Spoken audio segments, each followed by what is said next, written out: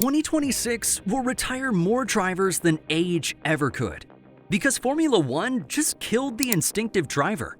No more DRS. Active aero is in. Battery management becomes half the race. Max Verstappen's been training for this every night on iRacing. Lewis Hamilton openly admits he hates simulators. One of them is ready. The other one isn't. And let me tell you, experience might not save you this time. The 2026 season isn't just new cars, it's a new brain.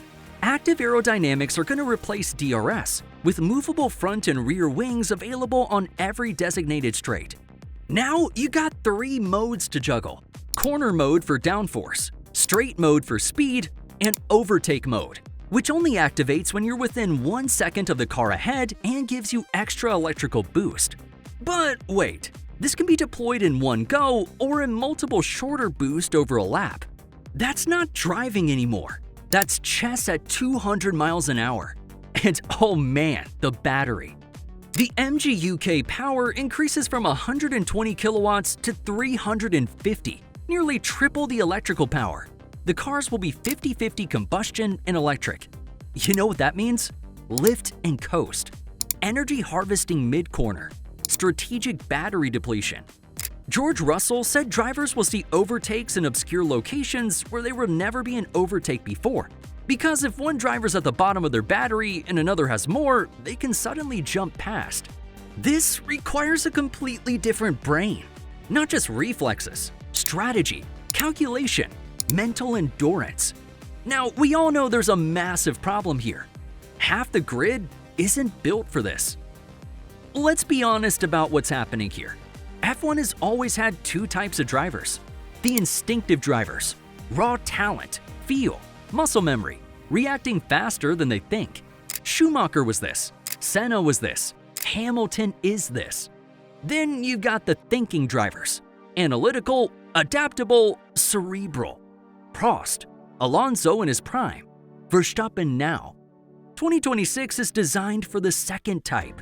Because when you're managing 3 different aero modes, deciding when to deploy overtake mode, calculating battery reserves lap by lap, and adjusting your driving style to harvest energy, instinct alone just ain't gonna cut it. Alex Albon said drivers who are really adaptable will go well in 2026, emphasizing it's very important how to use the engine and deployment, requiring just a different driving style. Lewis Hamilton, 7-time world champion, one of the greatest of all time, has struggled with the current ground effect cars because they just don't suit his instinctive style. According to Ralf Schumacher, behind the scenes, you hear Hamilton doesn't like simulators and is still looking for that old driving feel, suggesting it's not just age, but also a mental thing. If Hamilton can't adapt to the 2022 regs after 4 years, well, how's he supposed to crack 2026 in one winter? But before I show you exactly who has the edge and why sim racing might decide the entire 2026 championship, if you're into F1 content that digs past the surface level hype and actually explains what's coming, smash that like button and subscribe, because this gets way more interesting. Max Verstappen doesn't just race F1. The night before winning the Imola Grand Prix, Max was racing on iRacing past midnight at the Nürburgring, and he won both races. People think that's a hobby. It's not. It's preparation. Because here's what sim racing does that real-world testing just can't. It teaches you to think strategically while driving flat out. With professional-grade simulators, the realism can reach up to 90% of the real experience according to testing. Verstappen uses a unique trick in iRacing. He lowers the engine volume and raises the tire noise to hear the grip levels, compensating for the lack of physical feedback. That's an awesome adaptability. That's problem solving on the fly.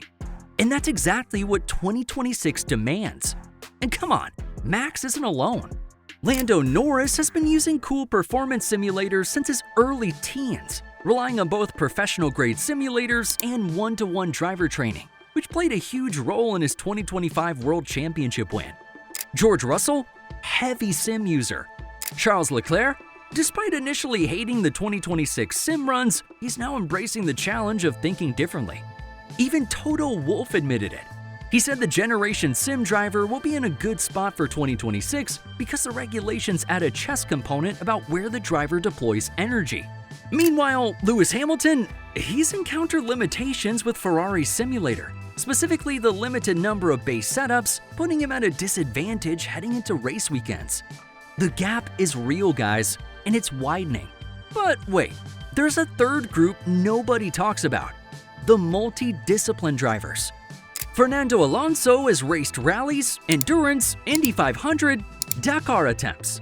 He's known for being one of the most adaptable drivers on the grid, having won titles in a car that was arguably not the fastest. That sort of versatility, I think, is a weapon in 2026. Because when the regulations throw something weird at you, lift and coast on straights, harvesting mid-corner, managing 3 different modes, you need a driver who's seen weird before. Alonso hinted he could use his experience in different ways, in different corners, to make sure he's not overtaken, suggesting unexpected results from strategic energy deployment. Alonso, Sainz, drivers who've raced outside F1's bubble, they've got mental flexibility. They've adapted to completely different cars, different physics, entirely different strategies. Compare that to someone who's only ever driven F1. When the rulebook changes this much, who adapts faster? The specialist or the generalist? So let's break it down. The sim racers have the edge. Verstappen, Norris, Russell, Piastri. They live in strategy mode, and they're pretty comfortable making split-second calculations while driving. They've been training for 2026 without even knowing it. The adaptable veterans, Alonso, Leclerc, now that he's embraced it, they'll figure it out. Might take a few races, but they will get there. The instinctive drivers, Hamilton, maybe Stroll, drivers who rely on feel and muscle memory, they're simply walking into a nightmare. Because 2026 doesn't reward the fastest reflexes, it rewards the fastest thinker. And what if that's intentional? F1 knows younger audiences love esports. They love sim racing. They love Verstappen's Twitch streams and Norris's gaming content. Making the regulations favor sim-trained drivers? That's marketing. Let me be clear. I'm not saying Lewis Hamilton is washed. I'm not saying experience doesn't matter either. But I am saying this. If you can't adapt to the simulator, you can't develop the 2026 car properly. Williams driver Alex Albon said there's going to be much more attention on simulator work over the winter, making sure they understand how it all works and trying different driving styles. I mean, if you can't develop the car, you're starting the season behind. And in a regulation reset, that's literally everything. Verstappen will dominate. He's already built for this. Norris, Russell, Leclerc, they'll all be right there too. Alonso, don't count him out either. Adaptability is his superpower. But Hamilton, unless Ferrari builds him a miracle car that doesn't require constant sim work, unless he suddenly embraces the virtual world he's avoided his entire career, 2026 might be rough. So, is this still Formula 1? Or is it becoming Formula E with combustion engines bolted on? Because when half the race is managing battery modes and energy deployment, when overtakes happen because someone miscalculated their harvest strategy, is that racing? Or is it just tactical management at speed? I don't have all the answers, but I know this: 2026 will expose who adapted and who didn't. So what do you think? Will Hamilton adapt to the simulator life and prove everyone wrong? Or is 2026 the year the sim racers take over for good? Drop your take in the comments. If you think Verstappen's gonna run away with it, type Sim King. If you think experience still wins, type old school.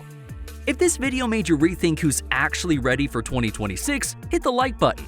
And if you want more F1 content that doesn't sugarcoat the reality, subscribe, cause there's a lot more where this came from. See you in the next one.